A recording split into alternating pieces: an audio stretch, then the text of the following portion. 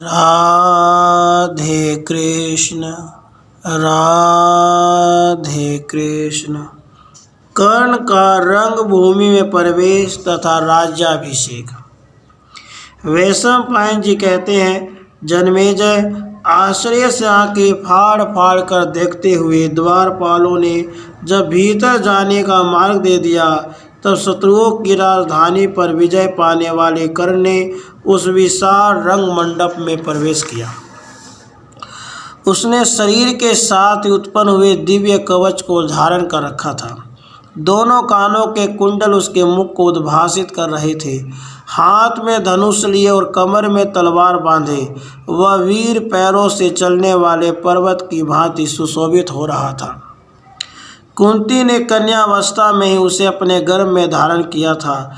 उसका यश सर्वत्र फैला हुआ था। उसके दोनों नेत्र बड़े बड़े थे। शत्रु समुदाय का संहार करने वाला कर्ण प्रचंड किरणों वाले भगवान भास्कर का अंश था।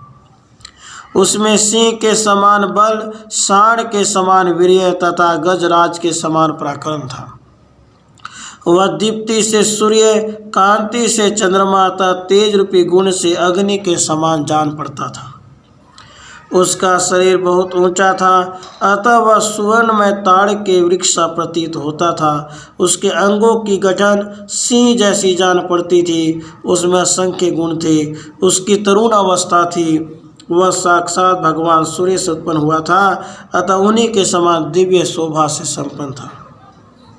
उस समय महाबाहु कर्ण ने रंग मंडप में सब दृष्टि डालकर द्रोणाचार्य और कृपाचार्य को इस प्रकार प्रणाम किया, मानो उसके प्रति उनके मन में अधिक आदर का भाव न हो। रंगभूमि में जितने लोग थे वे सब निश्चल होकर एकटक दृष्टि से देखने लगे। यह कौन है, यह जानने के लिए उनका चित्त चंचल हो उठा। वे सब के सब उत्कंठित हो गए। इतने में ही वक्ताओं में श्रेष्ठ सूर्यपुत्र कर्ण, जो पांडवों का भाई लगता था, अपने अज्ञात भ्राता इंद्र कुमार अर्जुन से मेघ के समान गंभीर वाणी में बोला, कुंती नंदन, तुमने इन दर्शकों के समक्ष जो कार्य किया है, मैं उससे भी अधिक अद्भुत कर्म कर दिखाऊंगा। अतः तो अपने पराक्रम पे गर्व न करो। वक्ताओं में श्रेष्ठ जन्मेजय, कर्ण की बात हुई पूरी ही न हो पाई थी कि सब ओर के मनुष्य तुरंत उठकर खड़े हो गए, मानो उन्हें किसी यंत्र से एक साथ उठा दिया गया हो। न श्रेष्ठ, उस समय दुर्योधन के मन में बड़ी प्रसन्नता हुई और अर्जुन के चित्त में क्षण भर में लज्जा और क्रोध का संचार हुआ है। तब सदा युद्ध में ही प्रेम करने वाले महाबली कर्ण ने द्रोणाचार्य की आज्ञा लेकर अर्जुन ने वहाँ जो जो अस्त्र कौशल प्रकट किया था वह सब कर कर दिखाया। भारत, उसके बाद भाइयों सहित दुर्योधन ने वहाँ बड़ी प्रसन्नता के साथ कर्ण को हृदय से लगाकर कहा। दुर्योधन बोला, महाबाहो, तुम्हारा स्वागत है। मानद, तुम यहाँ पधारे, यह हमारे लिए बड़े सौभाग्य की बात है। मैं तथा कौरवों का यह राज्य सब तुम्हारे हैं, तुम इनका यथेष्ट उपभोग करो। कर्ण ने कहा, प्रभु, आपने जो कुछ कहा है वह सब पूरा कर दिया, ऐसा मेरा विश्वास है। मैं आपके साथ मित्रता चाहता हूँ। अर्जुन के साथ मेरी द्वंद्व युद्ध करने की इच्छा है। दुर्योधन बोला, शत्रुदमन, तुम मेरे साथ उत्तम भोग भोगो, अपने भाई बंधुओं का प्रिय करो और समस्त शत्रुओं के मस्तक पर पैर रखो। वैशंपायन जी कहते हैं, जन्मेजय, उस समय अर्जुन ने अपने आप को कर्ण द्वारा तिरस्कृत सा मानकर दुर्योधन आदि 100 भाइयों के बीच में अविचल से खड़े हुए कर्ण को संबोधित करके कहा। अर्जुन बोले, कर्ण, बिना बुलाए आने वालों और बिना बुलाए बोलने वालों को जो निंदनीय लोग प्राप्त होते हैं, मेरे द्वारा मारे जाने पर तुम उन्हीं लोकों में जाओगे। कर्ण ने कहा, अर्जुन, यह रंग मंडप तो सबके लिए साधारण है, इसमें तुम्हारा क्या लगा है? जो बल और पराक्रम में श्रेष्ठ होते हैं वे ही राजा कहलाने योग्य है। धर्म भी बल का ही अनुकरण करता है। भारत, आक्षेप करना तो दुर्बलों का प्रयास है, इससे में क्या लाभ है? साहस हो तो बाणों से बातचीत करो। मैं आज तुम्हारे गुरु के सामने ही बाणों द्वारा तुम्हारा सिर धड़ से अलग किए देता। वैशंपायन जी कहते हैं, राजन, उसके बाद शत्रुओं के नगर को जीतने वाले कुंती नंदन अर्जुन आचार्य द्रोण की आज्ञा ले तुरंत अपने भाइयों से गले मिलकर युद्ध के लिए कर्ण की ओर बढ़े। तब भाइयों सहित दुर्योधन ने भी धनुष बाण ले युद्ध के लिए तैयार खड़े हुए कर्ण का आलिंगन किया। उस समय बक पंक्तियों के व्यास से हास्य की छटा बिखेरने वाले बादलों ने बिजली के चमक, गड़गड़ाहट और इंद्रधनुष के साथ समूचे आकाश को ढक लिया। तत्पश्चात अर्जुन के प्रति स्नेह होने का इंद्र को रंगभूमि का अवलोकन करते देख भगवान सूर्य ने भी अपने समीप के बादलों को छिन्न भिन्न कर दिया।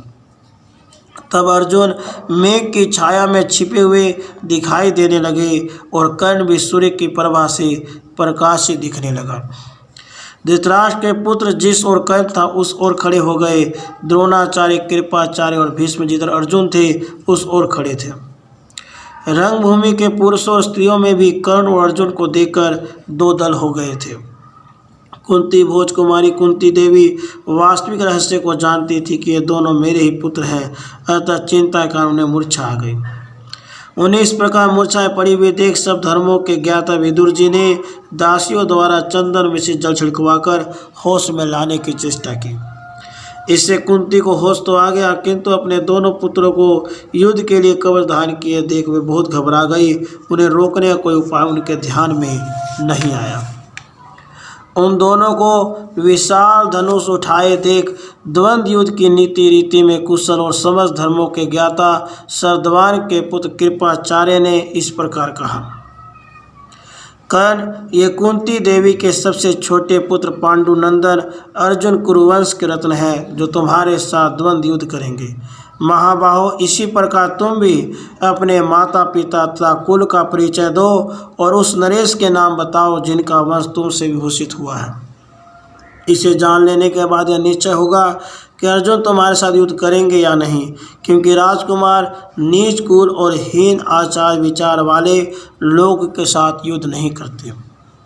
वे सम्पायन जी कहते हैं, जन्मेजय, कृपाचार्य के यूँ कहने पर कर्ण का मुख लज्जा से नीचे को झुक गया।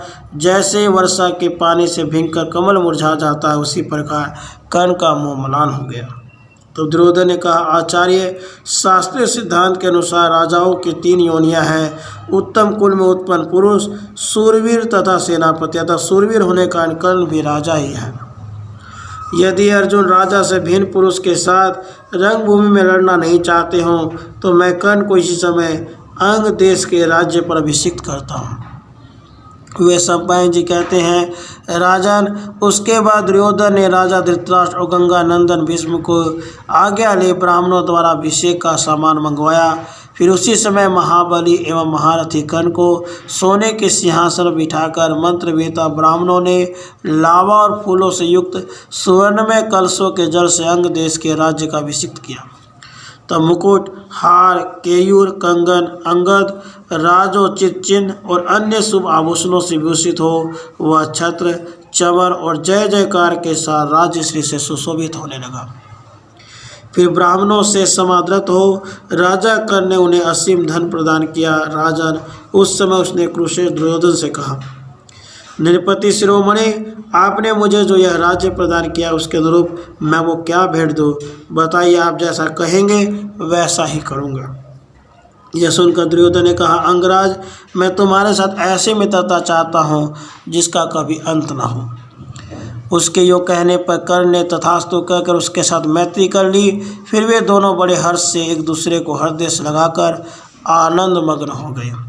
इस प्रकार श्री महाभारत आदि पर्व के अंतर्गत संभव पर्व में कर्ण के राज्याभिषेक से संबंध रखने वाला 135वां अध्याय पूरा हुआ। राधे कृष्ण, राधे कृष्ण।